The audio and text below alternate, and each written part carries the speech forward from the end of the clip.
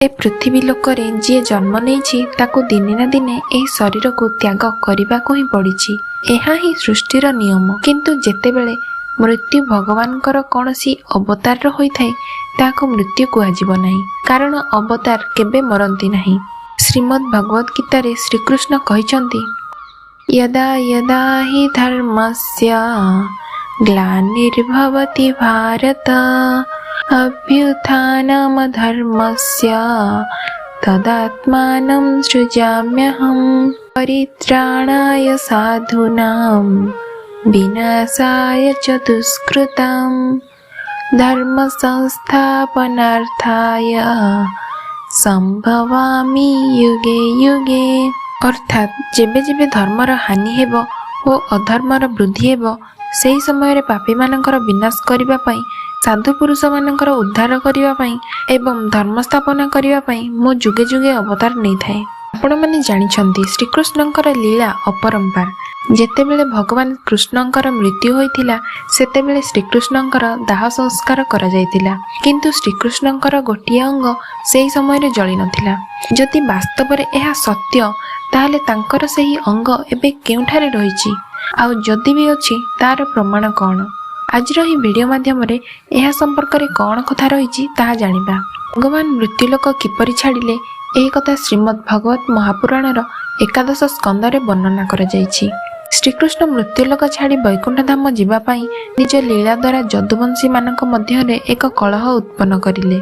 जदुवंश किपरि नाश हैला एहा उपरे आउ एक वीडियो आम चैनल रे रहिछि। जदि आपण सेही वीडियो को देखि नांदी ताले डिस्क्रिप्शन रे सेही वीडियो रो लिंक दिया जायछि, आपण चाहिले सेही वीडियोटी को देखि परिबे। श्रीकृष्णଙ୍କ मृत्यु परे पांडव माने तांकर अंतिम संस्कार करिथिले। अंतिम संस्कार समय रे श्रीकृष्णଙ୍କର संपूर्ण शरीर पंचतत्व रे विलीन होइगला, किंतु तांका हृदय नष्ट होई नथिला। तेणु तांकर हृदय को जल रे प्रवाहित करि दिया जायतिला। श्रीकृष्णଙ୍କର एही अंग राजा इंद्रद्युम्न को मिलिला। से जगन्नाथଙ୍କର बहुत बड़ भक्त थिले। से एही हृदय को जगन्नाथଙ୍କର प्रतिमा रे स्थापित करिदेले। आउ आज भी एही हृदय भगवान जगन्नाथଙ୍କର प्रतिमा रे रहिछि। आपण माने तो जानिछंती जगन्नाथଙ୍କର मूर्ति निम काठर निर्माण करा जाए। एहाको दारुब्रह्म कुआ जाए। आउ प्रति नवकलेवर समय रे एही हृदय को पुणी नूतन मूर्ति रे स्थापन करि दिया जाए। आउ जे पूजारी एही कार्य करंती तांको हाथ आउ आखि रे पट्टी बांधी दिया जाए। सेबेठारु आज पर्यंत भगवान जगन्नाथଙ୍କ धाम रे विभिन्न प्रकार चमत्कार होई आसुछि। सबुठारु बड़ चमत्कार हैला जगन्नाथଙ୍କ मंदिरर ध्वजा, जहाँकि सबुबेले पवनर विपरीत दिगरे उड़ुथाए। एही ध्वजा को प्रतिदिन बदला जाए, कारण यह मान्यता रही जदि केउ दिन ही ध्वजा को बदला न जाए ताहले जगन्नाथ मंदिर 18 वर्ष पर्यंत बंद रहिबो। आउ एक चमत्कार हैला दिनर कौनसी भी समय रे मंदिरर छाई कौनसी दिगरे भी पड़ी न थाए। आपण माने तो जानिछंती एही मंदिर रे 60 पौटी अन्न प्रतिदिन रोषेई करा जाए।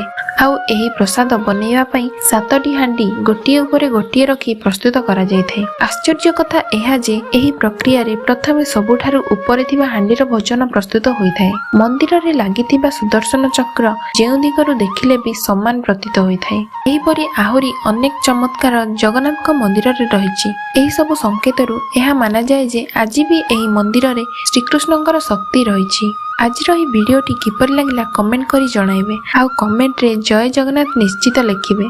एही परि भक्तिर वीडियो देखिबा पई एबे ही हम चैनल को सब्सक्राइब करंतु। पुणी देखाबो एही परि आउ एक वीडियो रे। जय जगन्नाथ।